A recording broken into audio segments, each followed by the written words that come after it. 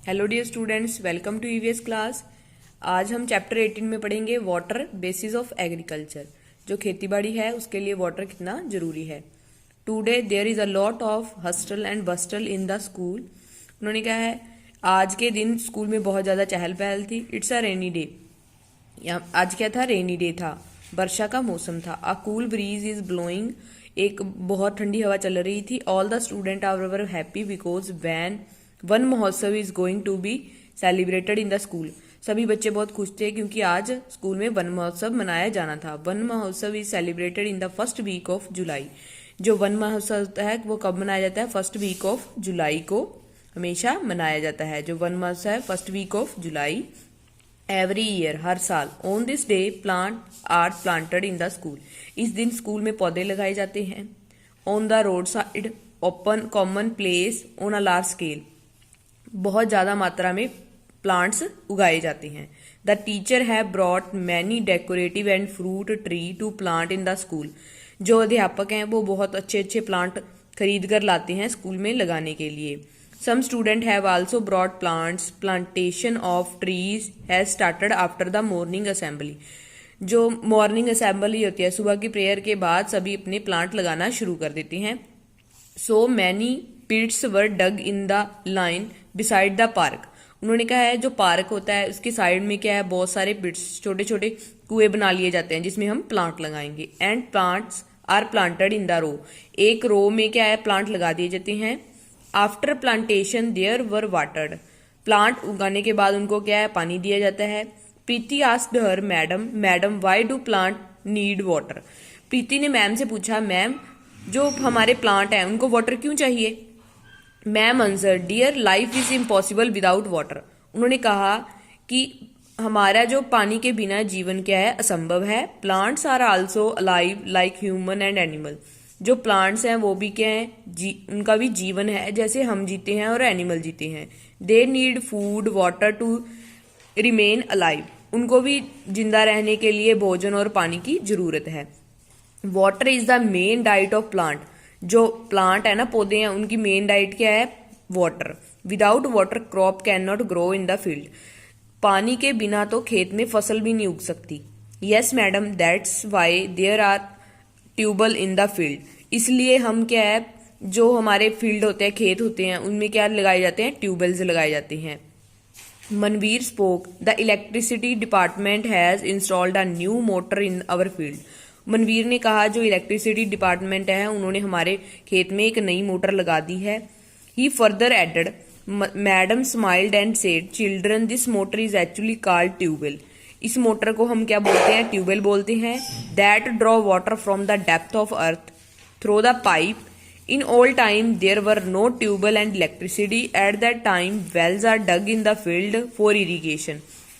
उन्होंने कहा है अभी पहले जमाने में क्या था, ना तो ट्यूबवेल होते थे और ना ही क्या होती थी, बिजली होती थी। अब तो हम क्या करते हैं, वेल जो कुएं खोद लेते हैं सिंचाई के लिए। Even now you may see old well in the many field that have dried by now. आपने देखा होगा कि कई खेतों में जो पुराने कुएं थे अब वह क्या है, सूख चुके हैं। सोर्स ऑफ इरिगेशन, हमने पढ़ना है अब सोर्स ऑफ इरिगेशन, सिंचाई कैसे होती है। We have shall study in 2 parts about the source of irrigation. हम यहाँ पे 2 पार्ट्स पढ़ेंगे। एंशियंट सोर्स, एंशियंट होते हैं जो पुराने थे। Ancient source of irrigation are has been canals, rain बारिश होती थी, वेल कुएं होते थे, रिवर थे, इनमें से ही वो क्या करते थे, अपना सिंचाई का काम करते थे। Rain is the oldest source of irrigation in our country. The monsoon wind causes rain from July to September every year. Rainfall in other months also. In all time, those crops were grown which depend on rainfall only. That's why production of grains are less in old days. The rain failure led the people to famine. उन्होंने कहा है जो पुराने समय में irrigation सिंचाई होती थी वो रेन पे डिपेंड करती थी। जो मॉनसून विंड थी वो रेन लाने के लिए जिम्मेवार थी। जुलाई और सितंबर में हमेशा क्या थी, बारिश होती थी। उन्होंने कहा है कि जब रेन होती थी तब वो वही फसलें उगाते थे जो क्या रेन पे डिपेंड करने, जिनको ज्यादा पानी की जरूरत, जैसे चावल है, चावल को ज्यादा पानी की जरूरत है। और पुराने समय में क्रॉप भी कम ही होती थी, फसल भी कम ही उगती थी, क्योंकि कई बार क्या होता था रेन नहीं होती थी तो सारा क्या फसल खराब हो जाती थी। Well, deep well are dug in the field from which water are drawn using a सकिया। The Persian well the was drawn with the help of bullock. उन्होंने कहा है जो डीप वेल है, बहुत डूंगे डूंगे कुएं बनाए जाते थे खेत में, और उनको किसके द्वारा पानी लिया जाता था, सखिया के द्वारा, और जो बुलॉक होते थे, बैल थे, वो उसको क्या करते थे, चलाते थे।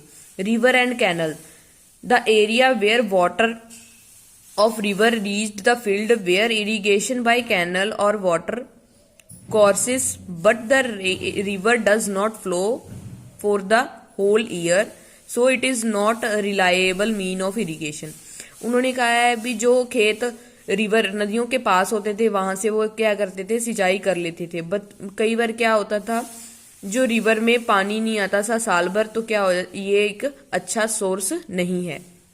मॉडर्न होते हैं जो आज के में। Tubewell, ponds, canal are the main source of irrigation. Tubewell in north India it is the common source of irrigation because in the state it is easy to draw water from the beneath of earth surface with deep bores. Big electricity motor are used this purpose. These motor are capable of drawing water from depth. Electricity और diesel engine are use to run motor. उन्होंने कहा है tubewell में क्या होता है, ये देखो ये ट्यूबवेल की पिक्चर बनी हुई है। यहाँ पे क्या है, एक मोटर लगी होती है जिसके द्वारा धरती के नीचे से पानी खींचा जाता है और यहाँ से आके इकट्ठा होकर पानी क्या है, खेत में लग जाता है।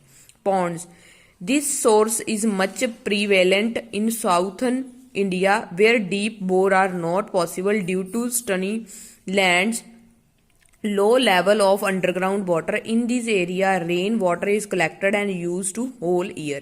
उन्होंने कहा है जो साउथर्न इंडिया है वहां पे क्या है, जो धरती है वो पथरीली है जिसके कारण वहां पे बोर लगाने पॉसिबल नहीं है, और वाटर लेवल भी बहुत ज्यादा क्या है, लो हैगा।